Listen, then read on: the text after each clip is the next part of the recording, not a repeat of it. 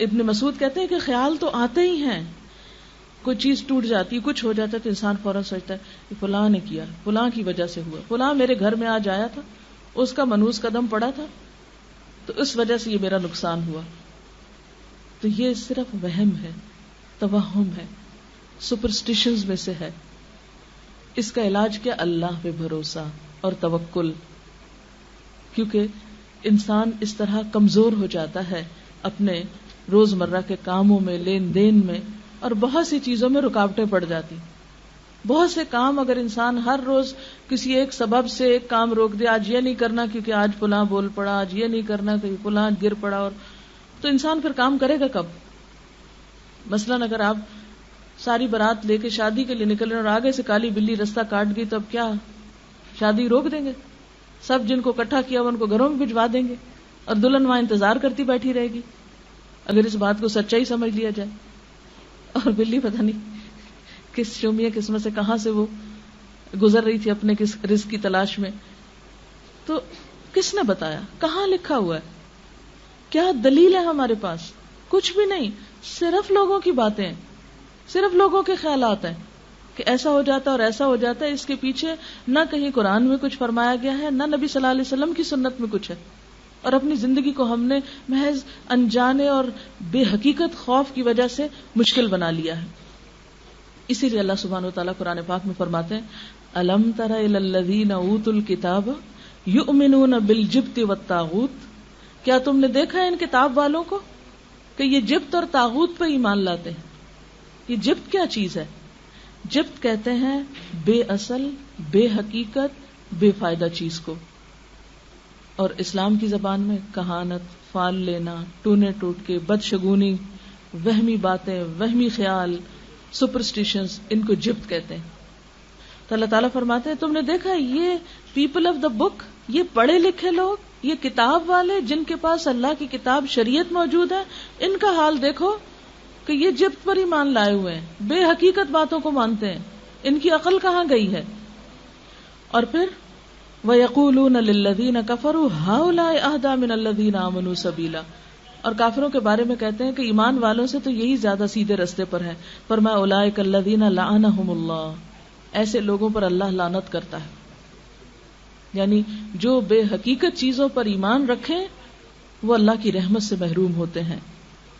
وَمَن يَلْعَنِ اللَّهُ، اور جس پر اللہ لعنت فرما دے، فَلَن تَجِدَ لَهُ نَصِيرًا، تو اس کے لیے تو ہرگز تم کسی کو اپنا مددگار نہیں پاؤ گے. یعنی اگر اللہ کی رحمت سے کوئی دور ہو جائے تو اللہ کے سوا کوئی نہیں کہ پھر اس انسان کی کوئی خیر کر سکے. رسول اللہ صلی اللہ علیہ وسلم نے فرمایا پرندے کے نام سے، کنکری پھینک کے، لکیر کھینچ کے، پرندہ اڑا کے، فال لینا، سب جبت میں شامل ہے. یہ سب بے حقیقت باتیں ہیں. یعنی جو فال اور زائچے وغیرہ بناتے ہیں ان کی اسلام میں کوئی حقیقت نہیں. اسی طرح جادو، کہانت، فال گیری، ٹونے ٹوٹکے، یہ سب چیزیں اسلام میں ممنوع ہیں اور انسان کے دین کے لیے نقصان دہ ہیں. سحر یا جادو کے بارے میں فرمایا کہ جس نے جادو کیا اس نے گویا کفر کیا، یعنی ایمان کا دشمن ہے جادو.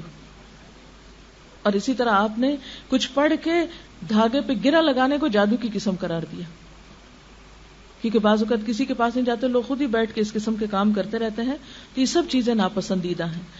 حضرت ابو ہریرہ رضی اللہ تعالی عنہ سے روایت ہے، صحیح بخاری کی یہ روایت ہے، رسول اللہ صلی اللہ علیہ وسلم نے فرمایا مرض کا لگ جانا، یعنی یہ وہم کرنا کہ مجھے فلاں سے لگی ہے، الو سے بدشگونی لینا، بیڈ اومن، اور سفر کے مہینے کو منحوس سمجھنا، یہ سب باتیں بے حقیقت ہیں، ان کی کوئی حقیقت نہیں. حضرت جابر بیان کرتے ہیں کہ میں نے خود رسول اللہ صلی اللہ علیہ وسلم سے سنا کہ مرض لگ جانا یعنی کسی سے اچھوت کا یہ سمجھنا کہ اسی سے لگا ہے، سفر کے مہینے کو منحوس سمجھنا، اور بھوت پریت پر یقین کرنا، یہ سب خیالات ہیں، ان کی کوئی حقیقت نہیں. یعنی پریاں اور بھوت نام کی کوئی چیز نہیں. جن ہیں، جن کا ذکر قرآن میں آتا ہے، لیکن جنوں کے علاوہ پریوں کا تصور اور بھوتوں کا تصور، ان کی کوئی بھی حقیقت نہیں. حضرت بریدہ سے روایت ہے آپ صلی اللہ علیہ وسلم بدشگونی نہیں لیتے تھے، کسی بھی چیز سے برا شگون نہیں لیتے تھے کہ یہ دن میرے لیے برا ہے، یا یہ تاریخ بری ہے، یا یہ انسان برا ہے، یا یہ کوئی خاص کھانا یا کوئی جانور، کوئی بھی چیز، آپ صلی اللہ علیہ وسلم کسی بھی چیز سے برا شگون نہیں لیا کرتے تھے. ایک اور حدیث میں آتا ہے آپ صلی اللہ علیہ وسلم کے پاس فال گیری کا ذکر کیا گیا کہ لوگ اس طرح فال لیتے ہیں. آپ نے فرمایا ان میں سے سب سے اچھی چیز تو نیک فال ہے. یعنی اگر آپ کسی کو بابرکت سمجھے، کسی مہینے کو یا دن کو یا کسی انسان کو یا کسی مجلس کو، وہ تو ٹھیک ہے، لیکن اس کے برعکس منحوس سمجھنے لگے کسی کو تو یہ درست نہیں. اور بدفعلی کسی مسلمان کو کام سے نہ روکے. خاص طور پہ آپ نے فرمایا بدفعلی کسی کو کام سے نہ روکے، کام سے نہیں رکنا. جو ارادہ کر لیا، اذا عزمت فتوکل علی اللہ، جب کسی کام کا ارادہ کر لو تو پھر اللہ پہ بھروسہ کرو اور وہم و توہمات سے نکل آؤ. بس جب تم میں سے کوئی کسی چیز کو ناگوار دیکھے تو یہ دعا پڑھے. یعنی اگر سمجھے دل میں خوف آئے یا خیال آئے کہ فلاں چیز کی وجہ سے پتہ نہیں اب یہ ہوتا ہے یا نہیں، تو یہ دعا پڑھنی چاہیے. اللہم لا یأتی بالحسنات الا انت ولا يدفع السیئات الا انت ولا حول ولا قوت الا بک. کیا معنی اس کا؟ یا اللہ تیرے سوا کوئی بھلائیاں نہیں پہنچاتا، تیرے سوا کوئی برائیاں نہیں ٹالتا، اور برائیوں سے بچنا اور نیکی کرنے کی قوت سے بہرہور ہونا تیری ہی توفیق سے ممکن ہے. یعنی اور کوئی نہیں کہ جو ہمیں بھلائی یا برائی سے دوچار کر سکے.